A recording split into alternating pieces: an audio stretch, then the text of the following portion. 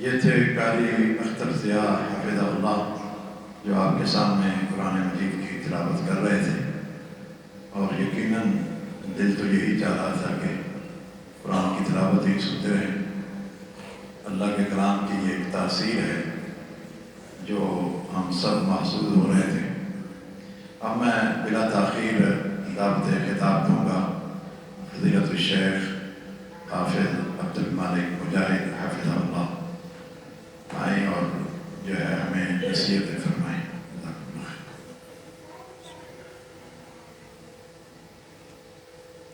ادھر رکھ لو۔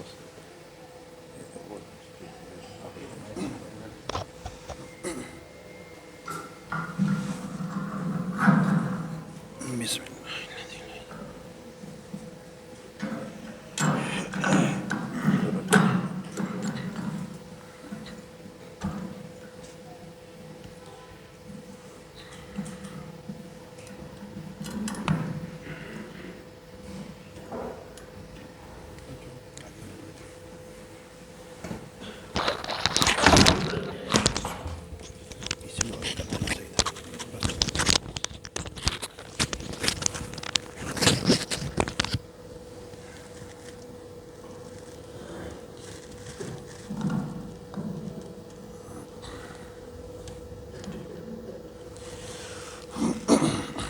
السلام علیکم ورحمۃ اللہ وبرکاتہ۔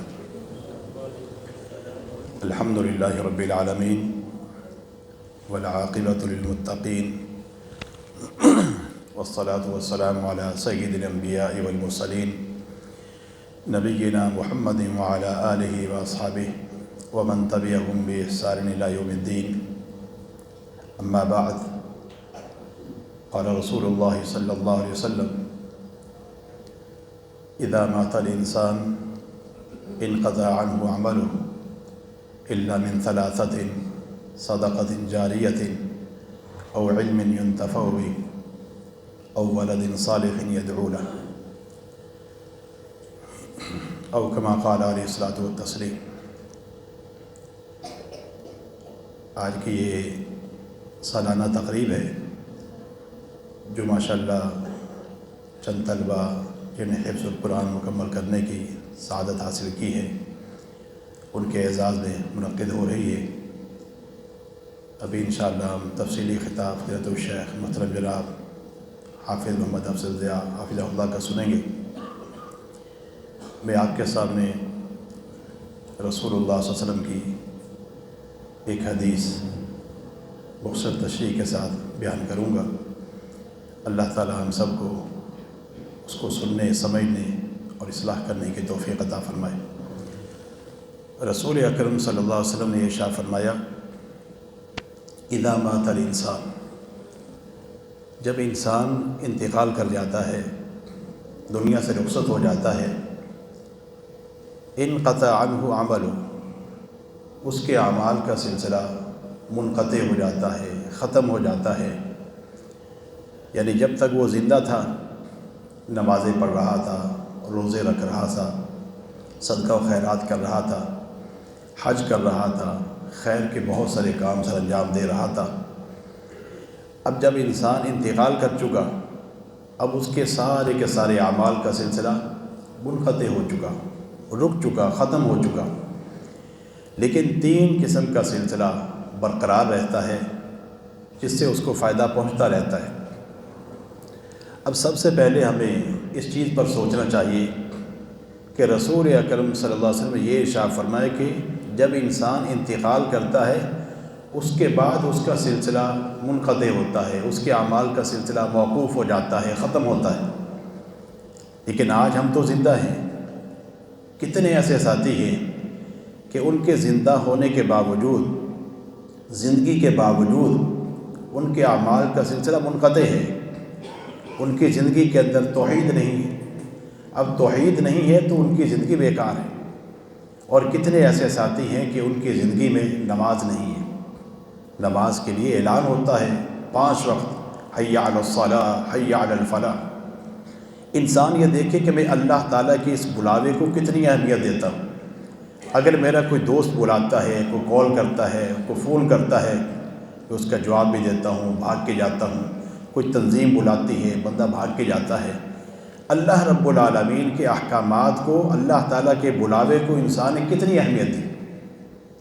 یہ انسان کسی سے مت پوچھے، اپنے آپ سے پوچھے کہ میرا کیا کردار ہے، میری یہ زندگی کیسے گزر رہی ہے، کیا اسی طرح گزرنی چاہیے یا مجھے اس کا محاسبہ کرنا چاہیے، جائزہ لینا چاہیے کہ میں غلط راستے پر چلا ہوا ہوں، میرا معاملہ درست نہیں ہے، میں تو زندہ ہونے کے باوجود مردہ لوگوں کے اندر ہوں، میرے اعمال کا سلسلہ تو ابھی سے منقطع ہے، میری نماز کا معاملہ ٹھیک نہیں، میرے اعمال کا معاملہ ٹھیک نہیں، اللہ تعالیٰ نے مجھے مال عطا کیا ہے، میں زکوٰۃ دیتے ہوئے گھبراتا ہوں، اللہ نے مجھے مال دیا ہوا ہے، حج کی ذمہ داری کو میں نے اٹھا کے سائڈ میں رکھا ہوا ہے، میں اس کو بڑا سمجھتا نہیں۔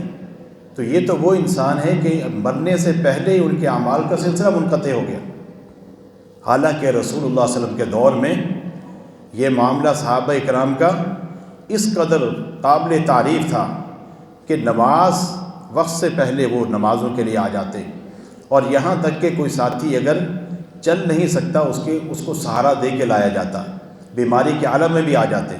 آج تو ہم اچھے خاصے ہیں، صحت مند ہیں، اور نبینہ آدمی بھی باقاعدہ وہ اجازت طلب کرتا ہے، اللہ کے رسول صلی اللہ علیہ وسلم نبینہ آدمی ہوں، آنکھوں میں بینائی نہیں ہے، کیا مجھے اجازت ہے؟ اللہ کے رسول صلی اللہ علیہ وسلم نے پہلے تو اجازت دی، پھر آپ نے یہ پوچھا هل تسمع حی علی الصلاۃ هل تسمع النداء، کیا تم آواز سنتے ہو، اذان کی آواز آتی ہے؟ کہا کہ ہاں اللہ کے رسول، اذان کی آواز آتی۔ پھر فرمایا کہ فعجیب، پھر ضروری ہے کہ نماز مسجد میں آ کر ادا کر۔ ہمارے لیے کون سی رکاوٹیں ہیں؟ ہاتھ سلامت ہیں، پاؤں سلامت ہیں، آنکھیں سلامت ہیں، تو آدمی کو اپنا جائزہ لینا چاہیے، محاسبہ کرنا چاہیے۔ یہ جو پروگرام ہوتے ہیں یہ انسان کی اصلاح کے لیے ہوتے ہیں، تربیت کے لیے ہوتے ہیں، تاکہ جہاں جہاں کوتاہیاں ہیں ان کی اصلاح ہو۔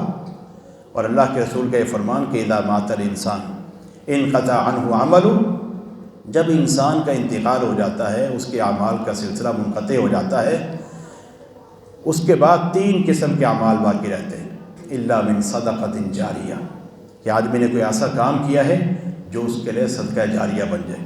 یہ مسجد کی تعمیر ابھی آپ سن رہے تھے، 3 سال ہوئے، پہلے خالی پلاٹ پڑا ہوا تھا، یہاں پر کچھ بھی نہیں تھا، آج یہ اللہ کا گھر تعمیر ہو گیا، یہاں قیام بھی ہوتا ہے، رکوع بھی ہوتے ہیں، سجود بھی ہوتے ہیں، تلاوت قرآن بھی ہوتی ہے، اس کے ساتھ ساتھ ذکر و اذکار بھی ہوتا ہے، اذانیں ہو رہی ہیں، نمازیں ہو رہی ہیں، واعظ و نصیحت ہو رہی ہے، توحید کو بلند کیا جا رہا ہے، اور سنت کے طرح لوگوں کو بلایا جا رہا ہے۔ یہ چھوٹا سا یہ بقعہ، زمین کا ایک ٹکڑا، یہاں سے اللہ تعالیٰ کے دین کی صدائیں بلند ہو رہی، اور یہ قیامت تک یہ گواہی دیتا رہے گا، بنانے والوں کے لیے یہ صدقہ جاریہ بن گیا۔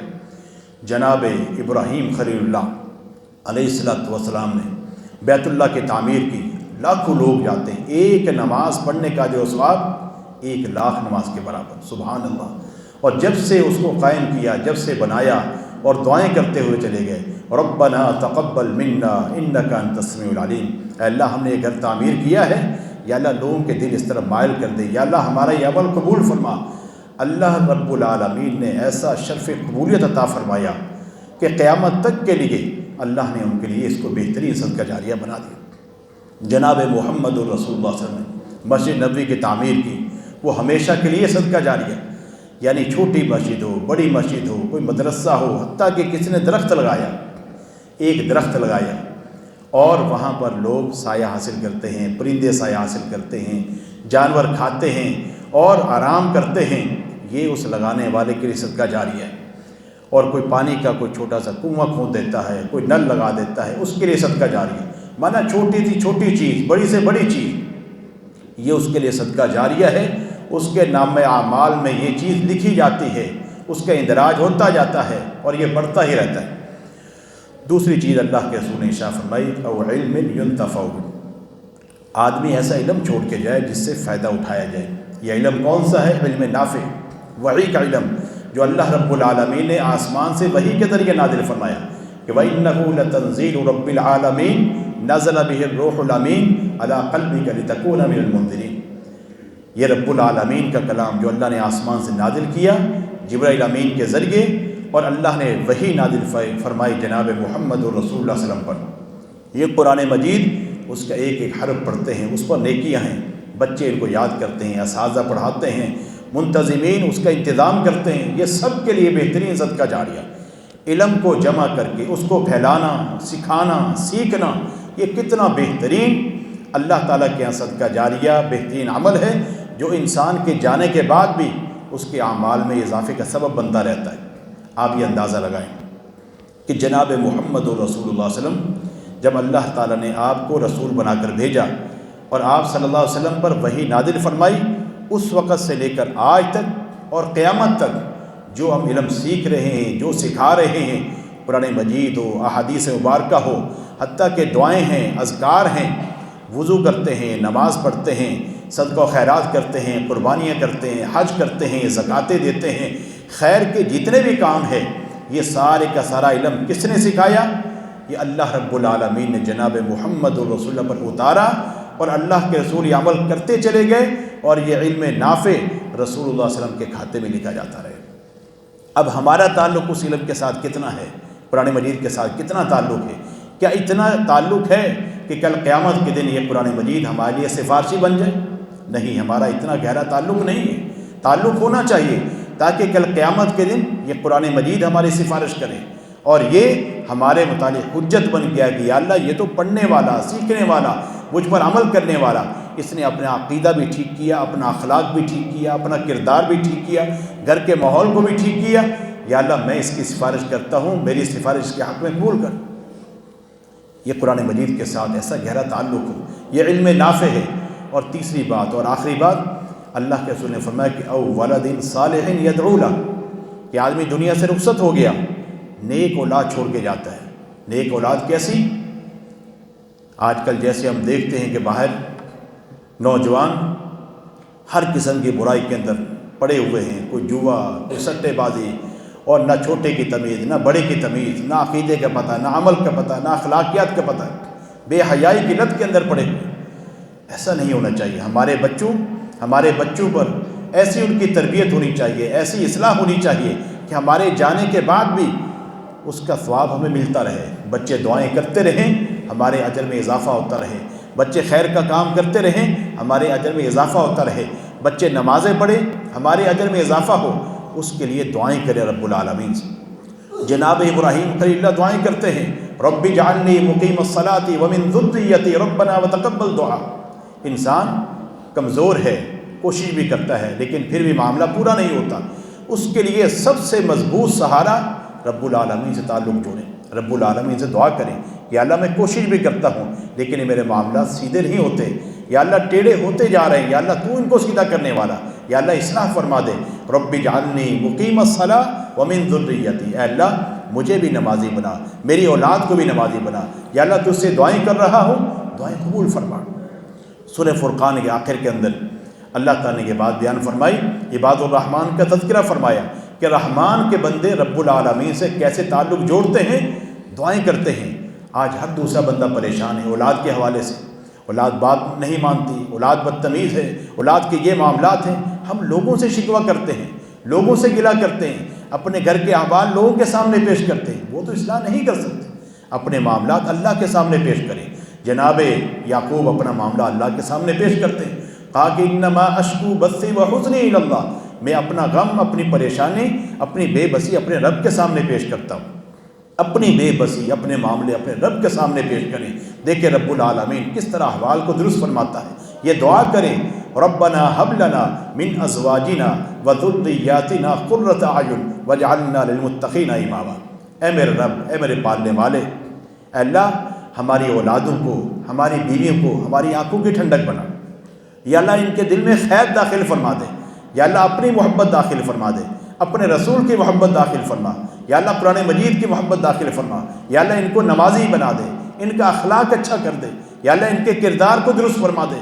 یا اللہ میں بے بس ہوں، میں کوشش کرتا ہوں لیکن میری کوشش میں وہ تاثیر نہیں ہے، یا اللہ تیرے ہاتھ کے اندر، تیری انگلیوں کے درمیان لوگوں کے دل ہے، تو جس طرف چاہتا ہے پھیرتا ہے، یا اللہ ان کے دلوں کو مائل فرما دے اپنی محبت کی طرف۔ رب سے دعائیں کرتے چلے جائیں، اللہ رب العالمین یہ بگڑے ہوئے احوال کو درست فرما دے گا۔